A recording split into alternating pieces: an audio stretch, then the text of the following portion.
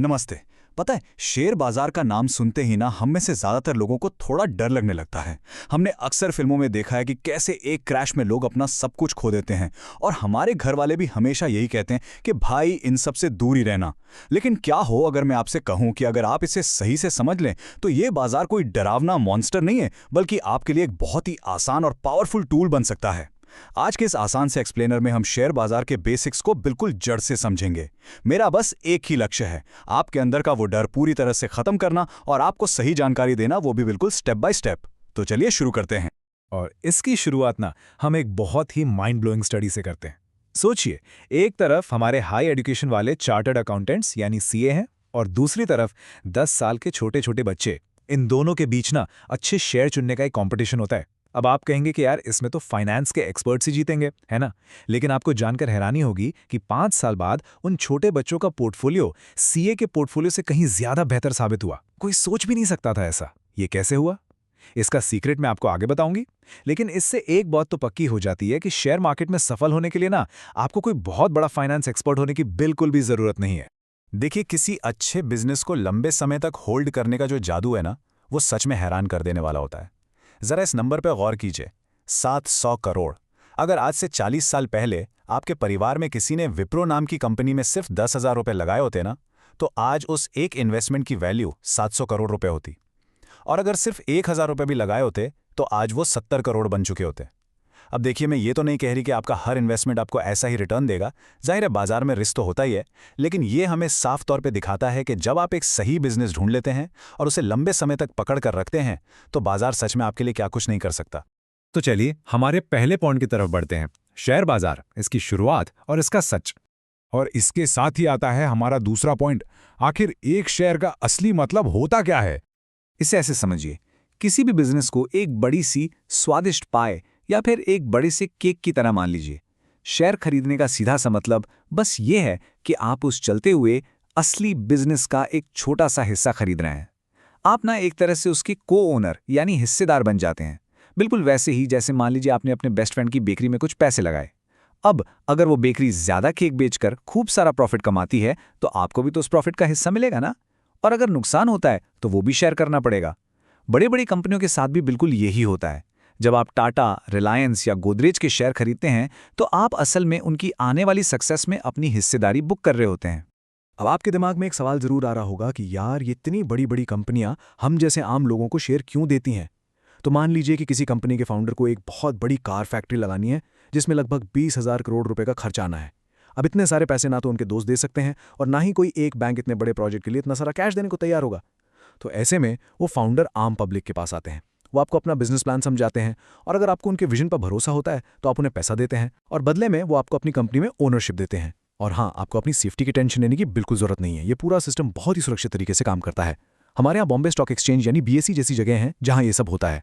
आपके शेयर्स को सीडीएसएल और एनएसडीएल जैसे एकदम सेफ डिजिटल वॉल्ट्स में रखा जाता है। और कैम्स या केफिनटेक जैसी जो कंपनियां हैं ना, वो आपके डेटा और रिकॉर्ड्स को बहुत ही सावधानी से मैनेज करती हैं। तो आपका पैसा एकदम सेफ हाथों में होता है।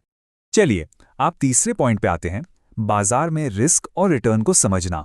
आपने अक्सर लोगों को शेयर बाजार को जुआ या सट्टा कहते सुना होगा। पता है ऐसा क्यों है?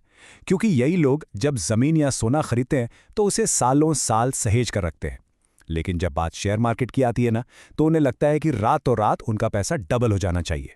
अगर आप कोई 1 रुपया वाला शेयर सिर्फ इस उम्मीद में खरीद रहे हैं कि कल सुबह वो जादू से 2 रुपए का हो जाएगा, तो दोस्त ये सिर्फ सट्टा है और ये बहुत खतरनाक है।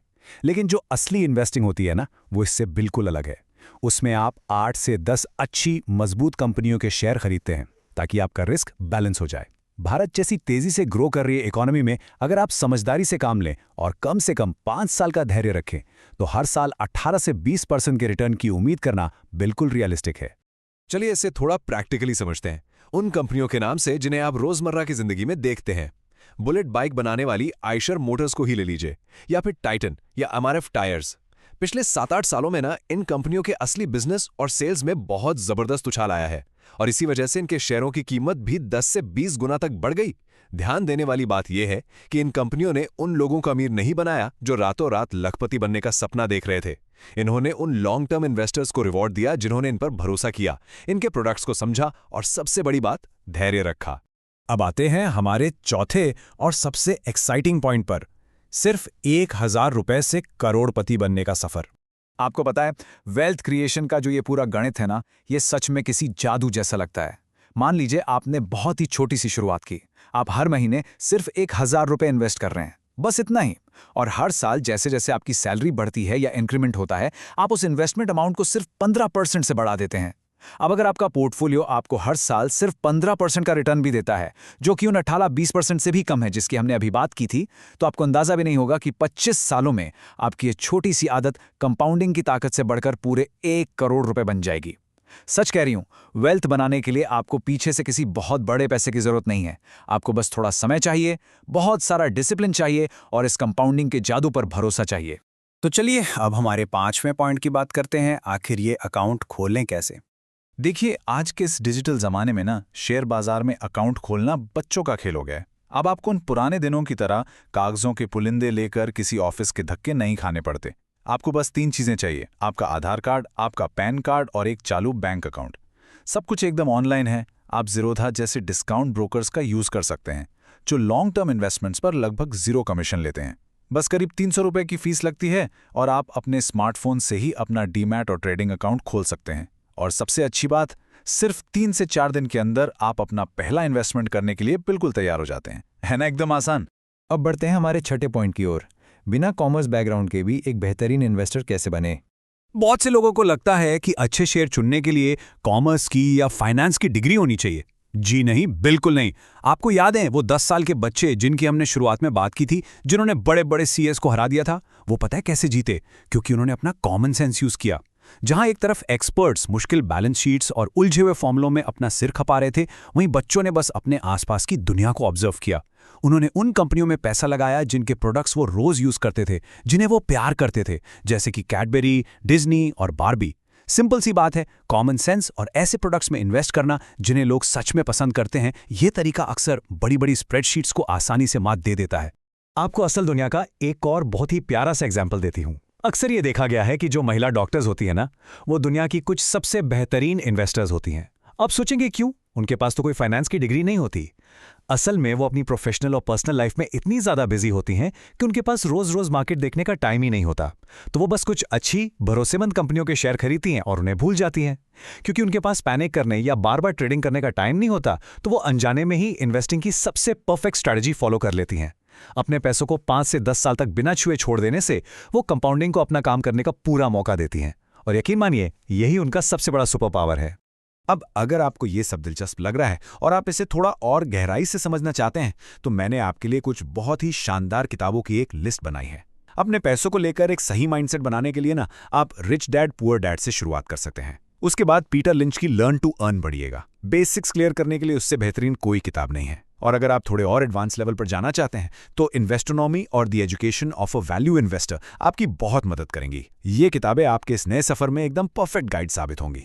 तो देखिए, आज हमने बाजार के बेसिक्स से लेकर इसके काम करने के तरीके, कंपाउंडिंग के जादू और एक सही माइंडसेट तक सब कुछ कवर कर लिया है।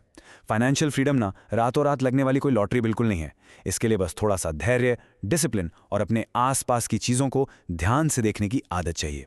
जैसा कि आज हमने देखा, वेल्थ क्रिएट करने के सारे टूल्स अब बिल्कुल आपके हाथों में हैं।